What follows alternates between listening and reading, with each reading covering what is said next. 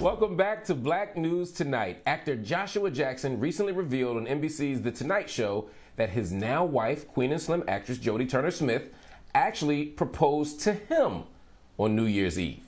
Meanwhile, digital wedding planning brand The Knot is reporting a small uptick in the number of women proposing to their male partners, citing that some couples are opting to rebel against traditional engagement norms. This same brand, however, also reports that despite this trend, 97% of males in heterosexual relationships popped the question to their female partners. No real surprise there, leaving some to wonder why so few women propose in straight relationships. Joining me now to talk more about the gender politics of dating and marriage are two of the regulars to Black News Tonight, two of the smartest people I know, although she's smarter. Dr. Brittney Cooper, associate professor at Rutgers University, and Touré, host of Who Was Prince podcast and culture maker. He's also a disgraced Brooklyn Nets fan who was talking crazy before their disappointing defeat in Game 7. But I won't mention it because I am not petty. Let's get right to the action here.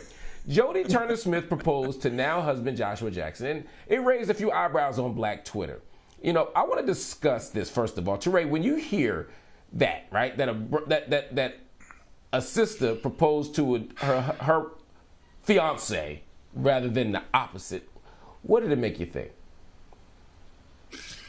I mean, good for them. I'm glad that it worked for them. I'm glad that this sister was able to have the relationship, have the communication that, you know, she was able to make that move. I mean, generally the couple has talked about it, like, are we at that space? Can we vibe? Can we mesh the families? So both people kind of know it's coming. You know, that's not for me. I proposed to my wife in Paris. I like to see guys propose to their women. I was just talking to a friend of mine this morning who's been dating for 9 years, his partner. And I said, so are you going to propose? It didn't even occur to either of us that she might do it for him. I don't want to make a big generalized statement about masculinity, but like, I like to see men propose. And, you know, I mean, why? Why? You know, I think look, I am all for women pushing forward, be vice president, be president, be CEO, you know, move forward, push the ball forward. I think there's some small number of things that I like to see, you know, men still do and women still do. And among those, I feel like, you know, I like to see the guy propose to the woman and the woman accept that. You know, I mean, I don't have a deep intellectual reason behind it. I just sort of feel that, and like I'm happy for the couple. I mean, I'm glad we're talking about this and not where we might have been 10 or 20 years ago, where we'd be like, oh, she's marrying a white boy. Oh my God, like go get love wherever you find it, however you find it. I'm not mad at that. Dr. Cooper, I'm gonna allow you to retort. Look, there's the feminist thing to say, which is that it's about time for women to be able to do some choosing, right? And that so much of what happens in our community, particularly around straight relationships, is that there's this deep longing for many Black women to be chosen. That is why we are so romantically invested in these traditional kinds of engagements, proposals, all of that stuff, because we want to be seen as desired. We want a man to choose us, and we want him to publicly express his desire. And so what she is doing, what Jodie Smith has done, is turn that on its head and to say, I get to choose what future I want. And as a feminist and as a champion for Black women and their happiness and their agency, I support that. Now, as the girl who, you know, watches rom-coms and reads romance novels on the weekend, it isn't my choice. But one of the things that I would ask people to do is to think about how we are primed. Right. It isn't my choice because, look, I want to be chose too. I mean, I've been chose, but I want to be chosen. That is an emotional thing. But one of the things that I'm also trying to say to folks is that love is not apolitical. And one of the reasons that we deeply Sure. desire it is because that's all we've ever seen. We watch a bunch of movies, we watch a bunch of television that tells us that this is the natural order of things.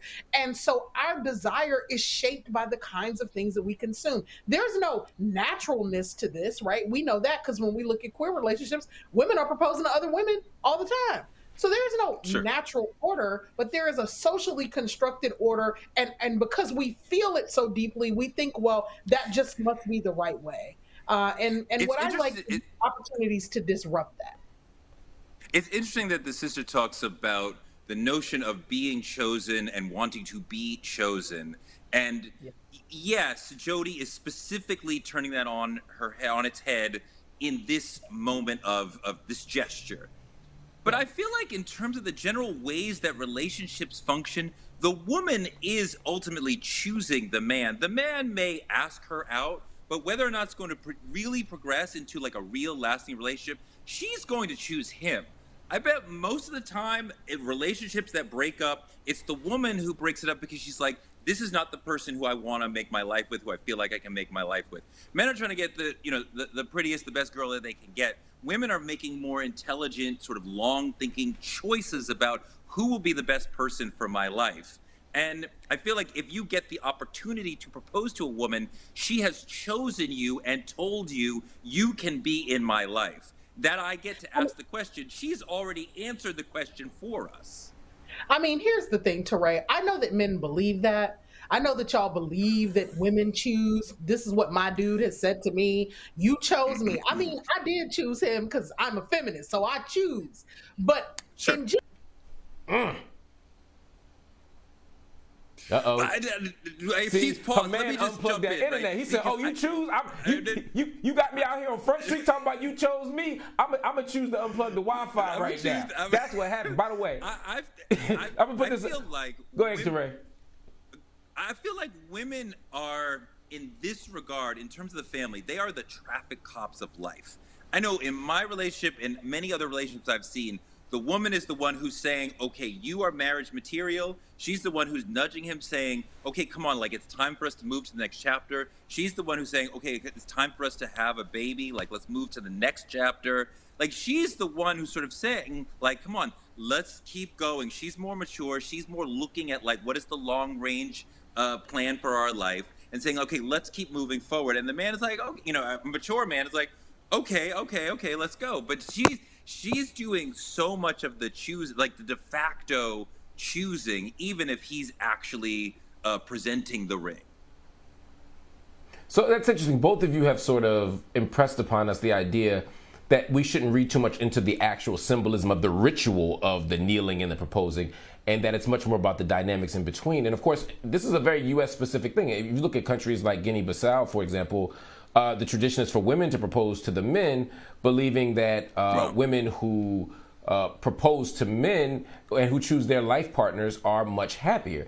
So there's a way that that agency sticks out in different ways or plays out in different ways from context to context. So I think that's super interesting to think about. But Touré, let me ask you one more question.